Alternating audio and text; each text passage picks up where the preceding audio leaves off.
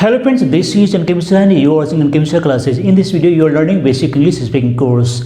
Very simple and very important structures are being told and you will learn how to speak English fluently. But today I am telling you some tips and you can speak English fluently, and that is you need to develop the habit of writing one page daily in English.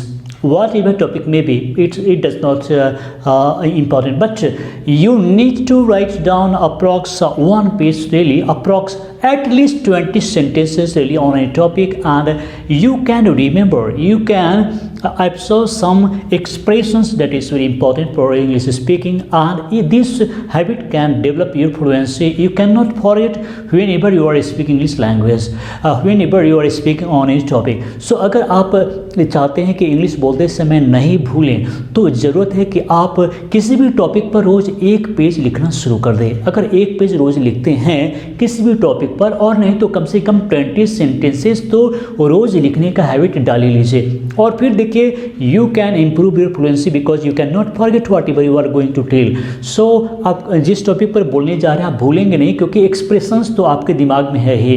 कई बार आप express नहीं कर पाते हैं इन बातों को, कैसे हम बोलें, कैसे एक्सप्रेस करें. तो ये अगर आप लिखना शुरू कर देंगे तो डेफिनेटली बहुत ही ज़्यादा आपके लिए लाभकारी होगा, इंस्ट्रूमेंटल होगा. तो ज़रूरी है कि आज से आप राइटिंग शुरू कर दें, एक पेज डेली किसी टॉपिक पर लिखें. और इस वीडियो के लास्ट में हम आपसे क्वेश्चन भी करेंगे, इसलिए ज़रूरी है कि इस वीडियो को एक एक पॉइंट को सही से समझने का प्रयास करेंगे ताकि आप सही से जवाब दे पाएंगे. तो चलिए, आगे बढ़ने से पहले आप इस वीडियो को लाइक कर लीजिए. अगर पहली बार इस चैनल पर आए हैं तो इस चैनल को सब्सक्राइब कर लीजिए और बेल आइकन जरूर दबाइए. तो चलिए शुरू करते हैं. तो चलिए देख लेते हैं. और सबसे पहले है आई लाइक द वे. तो सिंपल चीज़ समझना है कि द वे मीन्स क्या होगा. द वे मीन्स हम लिखते हैं तरीका. यहाँ पर जो द वे है और इसका मीनिंग लिखेंगे तरीका, ताकि आपको समझना आसान हो जाए. आई like the way you speak मतलब मुझे तुम्हारे बोलने का तरीका अच्छा लगता है. मुझे तुम्हारे बोलने का तरीका, जैसे तुम बोलते हो, यह मुझे बहुत अच्छा लगता है. आई like the way she talks और उसके बात करने का तरीका मुझे पसंद है. वो जिस प्रकार से बात करती है यह मुझे अच्छा लगता है. आई like the way she replies वह जिस प्रकार से किसी भी बातों का जवाब देती है यह तरीका मुझे अच्छा लगता है. तो अगर आपको कोई तरीका अच्छा लगता है, किसी के बात करने का तरीका अच्छा लगता है, कोई काम करने का ढंग अच्छा लगता है, तो आप बोल सकते हैं आई लाइक द वे. तो I like the way you behave जिस प्रकार से तुम बिहेव करते हो किसी व्यक्ति के साथ में, यह मुझे अच्छा लगता है. तो I like the way you behave. I like the वे के बाद में कोई भी सब्जेक्ट आएगा और उसके बाद में वर्ब आएगा. तो I like the way you react तुम किसी बात में प्रतिक्रिया करते हो, वो मुझे अच्छा लगता है. तो I like the way you react. तो ऐसे बोलेंगे. बहुत ही ज़्यादा इंपॉर्टेंट है, कन्वर्सेशन में आप इसका यूज कर सकते हैं, बहुत अच्छा लगेगा. तो चलिए, और नेक्स्ट है I am nowhere in. I am nowhere in इसका प्रयोग कैसे करेंगे. सिंपल में हम लिखते हैं मतलब नहीं है, मतलब नहीं है, लेकिन इसको समझना पड़ेगा. इसका रियल मीनिंग होता है नॉट इन्वॉल्वमेंट. नॉट इन्वॉल्वमेंट किसी भी मैटर में आपका कोई इन्वॉल्वमेंट नहीं है, संलिप्तता नहीं है. तो आप ऐसे बोल सकते हैं, जैसे I am nowhere in your business मुझे तुम्हारे बिजनेस से कोई मतलब नहीं है, मतलब मैं तुम्हारे बिजनेस में इन्वॉल्व नहीं हूँ. I am nowhere in your job मुझे तुम्हारे जॉब से कोई मतलब नहीं है. I am nowhere in his company मुझे उसकी कंपनी से कोई मतलब नहीं है, या फिर इसका मतलब हुआ कि मैं उसके कंपनी में किसी भी तरीके से इन्वॉल्व नहीं हूँ. I am nowhere in this crime मतलब इस अपराध में मेरी इन्वॉल्वमेंट नहीं है, मतलब इस अपराध से मुझे कोई मतलब नहीं है, मेरी इन्वॉल्वमेंट नहीं है, मेरी संलिप्तता नहीं है. I am nowhere in this protest मतलब मैं इस प्रोटेस्ट में मुझे इस विरोध प्रदर्शन से कोई मतलब नहीं है, मैं इसमें कोई काम नहीं कर रहा हूँ, मैं विरोध प्रदर्शन में भाग नहीं ले रहा हूँ. तो नॉट इन्वॉल्वमेंट के लिए आप किस प्रकार से बोल सकते हैं, I am nowhere in your business, ऐसे बोल सकते हैं। तो चलिए अब देखते हैं आई एम ऑफ टू, और ये बहुत ही ज़्यादा इंपॉर्टेंट है। आई एम ऑफ टू, जैसे आप बोलते हैं गोइंग टू, तो उसी प्रकार ऑफ टू समझे मतलब जा रहा हूँ।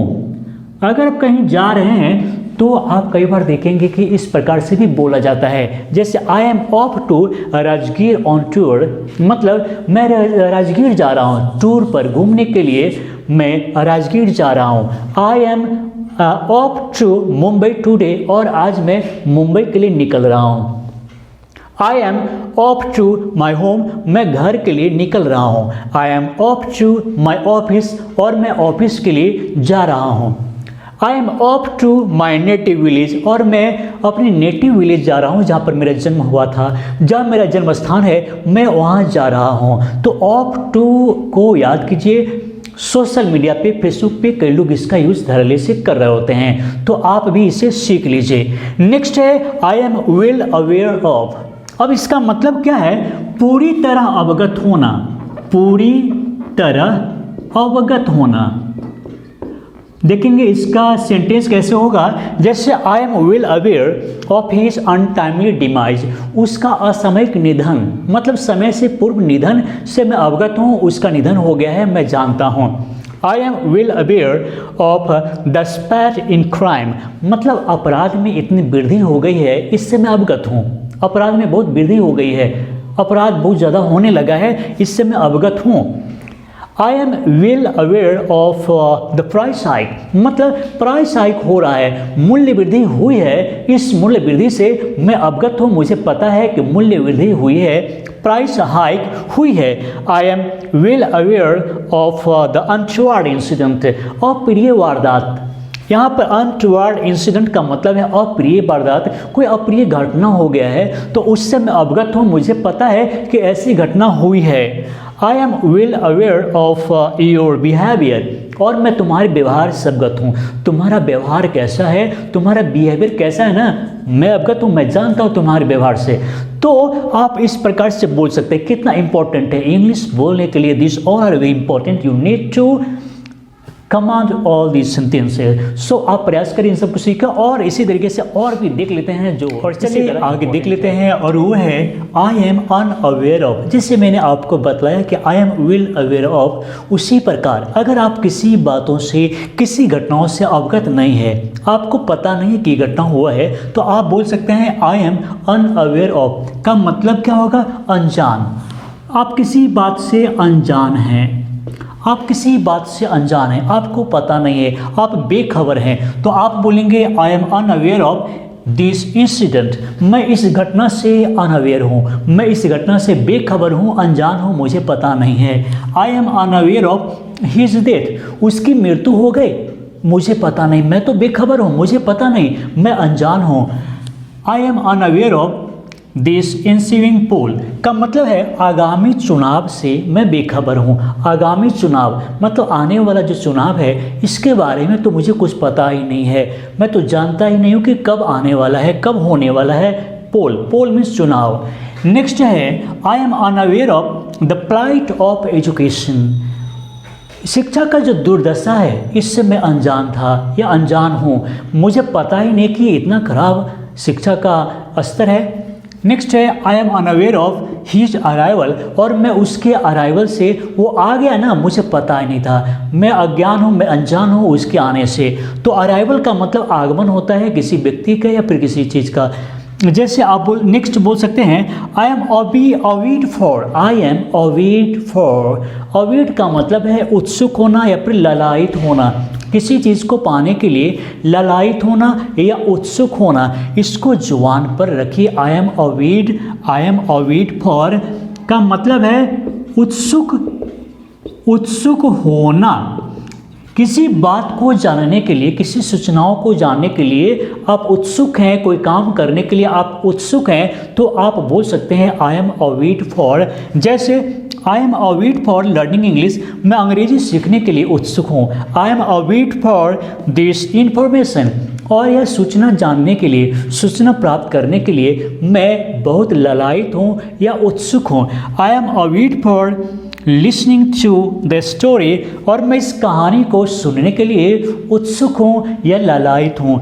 I am await for reading the book, और मैं इस किताब को पढ़ने के लिए उत्सुक हूँ।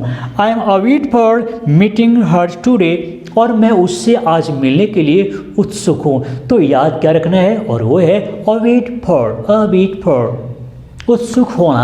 नेक्स्ट है आई एम फ्रॉम। अब इसको कई तरीके से देख लेते हैं, बोलने में बहुत ही ज़्यादा यूजफुल होता है। अगर आपसे पूछे कि वेयर आर यू फ्रॉम, आप कहाँ के रहने वाले हैं, तो आप शॉर्ट में बोल सकते हैं आई एम फ्रॉम, का मतलब है का रहने वाला, या फिर इसका कई और मीनिंग होता है। जैसे आप जहाँ से आए हैं, चाहे कोई गांव से हो या किसी कंपनी से हो, तो आप बोल सकते हैं आई एम फ्रॉम, उसके बाद उस प्लेस का नाम। जैसे आई एम फ्रॉम बिहार, मैं बिहार से हूँ। I am from a village, मैं एक विलेज से हूँ, मैं एक गांव से हूँ।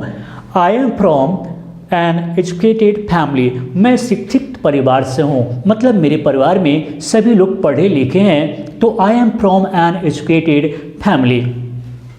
नेक्स्ट है I am from a mobile company. कई बार आप किसी कंपनी में काम करते हैं तो आप बोलते हैं, अपना खुद को इंट्रोड्यूस करते हैं, बोलते हैं I am from Oppo mobile, या फिर किसी मोबाइल कंपनी का नाम लेते हैं कि आप वहाँ से आए हैं, अपने कंपनी का नाम लेते हैं। तो I am from an educational institution को मैं शॉर्ट में लिखा हूँ, तो I am from an educational institute का मतलब है मैं एक शैक्षणिक संस्थान से आया हूँ। तो इस तरीके से आप बोल सकते हैं आई एम फ्रॉम, अपने तरीके से बोल सकते हैं। नेक्स्ट है आई एम सफरिंग फ्रॉम का मतलब है पीड़ित होना, पीड़ित हूँ या झेल रहा हूँ, किसी चीज़ को झेल रहे हैं या किसी चीज़ से पीड़ित हैं, तो आप बोल सकते हैं I am suffering from fever, मैं बुखार से पीड़ित हूँ, मैं बुखार से पीड़ित हूँ। I am suffering from mental disorder, और मैं मेंटल डिसऑर्डर से पीड़ित हूँ, मतलब मानसिक समस्याएं हैं। I am suffering from constant abuse, मैं जहाँ रहता हूँ लगातार गाली सुन रहा हूँ, वहाँ तो रहना ही बेकार है। तो I am suffering from constant abuse. I am suffering from rejection, अगर आप कोई काम करते हैं या कहीं जाते हैं, किसी को अपनी पॉलिसी सुनाते हैं और रिजेक्शन मिल जाता है, मतलब हर जगह इनकार की जाती है, तो आप रिजेक्शन बोल सकते हैं। तो I am suffering from rejection. I am suffering from headache, मतलब अगर सिर दर्द लगातार हो रहा है तो आप बोल सकते हैं कि I am suffering from headache. तो इस तरीके से बोल सकते हैं। ये सभी स्ट्रक्चर्स बहुत ही ज़्यादा इंपॉर्टेंट है, इसलिए आप इसे प्रैक्टिस कर लेंगे। लेकिन अब बारी है आपसे सवाल पूछने की, और देखते हैं आपका जवाब कितना सही होता है। तो चलिए, आज का सवाल है, आपके बोलने का तरीका मुझे अच्छा लगता है। आपके बोलने का तरीका मुझे अच्छा लगता है, तो आप इसे कैसे ट्रांसलेट करेंगे अभी कमेंट बॉक्स में लिखे, और मैं एक एक कमेंट को सही से चेक करूंगा और जवाब भी दूंगा। तो चलिए दोस्तों, इस वीडियो को आपने देखा, सीखा, तो अब इसे लाइक भी कर लें और शेयर करना तो करेंगे, इसे भूलें मत। तो चलिए दोस्तों, इस वीडियो को देखने के लिए आप सभी को बहुत बहुत धन्यवाद।